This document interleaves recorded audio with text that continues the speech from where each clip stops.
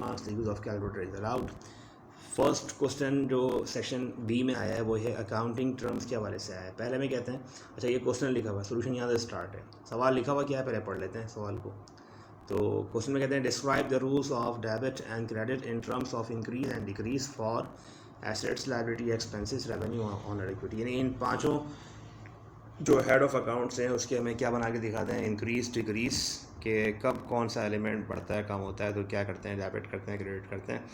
तो क्वेश्चन को सॉल्व करने के लिए आप भी इसी तरह लिख लीजिएगा। अच्छा आपसे ही 5 के अलावा कुछ नाम देके पूछेगा, बताओ भाई कैश का को बढ़ाने के लिए क्या करते हैं, कम करने के लिए क्या करते हैं। अच्छा उसने नाम दे दिया भाई यहाँ पे बैंक लोन, तो फिर आप भी वही नाम लिखिएगा जो नाम यहाँ पे लिखे हो। फिलहाल उन्होंने यहाँ पे इस तरह लिखा हुआ है, number 1 assets, liability, honour equity, revenue, expenses. तो आप भी इस तरह लिखिएगा। एसेट्स को इंक्रीज़ करने के लिए क्या लिखते हैं, डेबिट, डिक्रीज़ करने के लिए क्या करते हैं, क्रेडिट। लायबिलिटी को इंक्रीज़ करने के लिए क्या करते हैं, क्रेडिट, और डिक्रीज़ करने के लिए क्या करते हैं, डेबिट। इसी तरह ऑनर इक्विटी को इंक्रीज़ करने के लिए क्या करते हैं, क्रेडिट, और डिक्रीज़ करने के लिए क्या करते हैं, डेबिट। रेवेन्यू, आमदनियों को बढ़ाने के लिए क्या करते हैं, क्रेडिट, और डिक्रीज़ करने के लिए क्या करते हैं, डेबिट। इसी तरह से एक्सपेंसेस को इंक्रीज़ करने के लिए क्या करते हैं, डेबिट, और डिक्रीज़ करने के लिए क्या करते हैं, क्रेडिट। ठीक है, क्लास में अच्छी तरह रूल्स ऑफ डेबिट क्रेडिट याद करवाए हुए हैं आप लोग को, ताकि आपको एंट्री के टाइम पे किसी किस्म की प्रॉब्लम ना हो। तो रूल्स को एक दफ़ा दोबारा रिवाइज कर लीजिएगा। बी पार्ट में कहते हैं classify the given below items into assets, revenue, expenses and liabilities. वो कह रहे हैं कि इनमें से क्लासीफाई करें कि इनमें से कौन सा account, which one are your assets, revenue, and which one are your expenses and liabilities. ठीक है, तो ये बताना है कि कौन कौन से अकाउंट एसेट्स के हैं, लायबिलिटी के हैं, रेवेन्यू के हैं, एक्सपेंसेस के हैं। ये 4 कैटेगरी बताइए।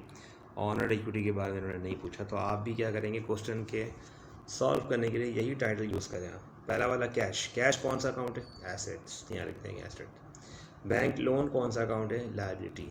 क्यों, क्योंकि बैंक लोन बैंक से कर्जा लिया हुआ है, लायबिलिटी है। बैंक ओवरड्राफ्ट समझा चुका हूँ। बैंक ओवरड्राफ्ट क्या होता है कि एक्सेस अमाउंट जो आप पैसे बैंक से इस्तेमाल कर लेते हैं उसे कहते हैं बैंक ओवरड्राफ्ट।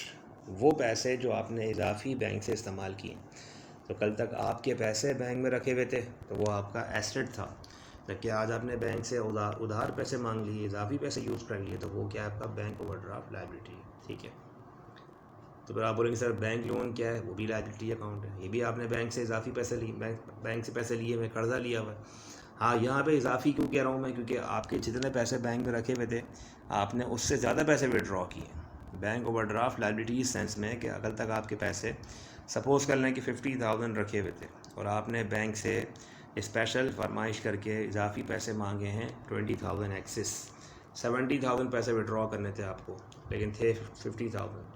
तो अब जो 20,000 जो पैसे आपने बैंक से इजाफी मांगे हैं वो क्या है, लायबिलिटी। थर्ड वन में कहते हैं बैंक हमारा कौन सा अकाउंट है, एसेट अकाउंट है। तो बैंक की नेचर क्या है, एसेट, यहाँ पे लगा दीजिएगा इसकी नीचे एसेट। नेक्स्ट कहते हैं कमीशन इनकम कौन सा अकाउंट है हमारा, कमीशन इनकम जो है वो रेवेन्यू अकाउंट है।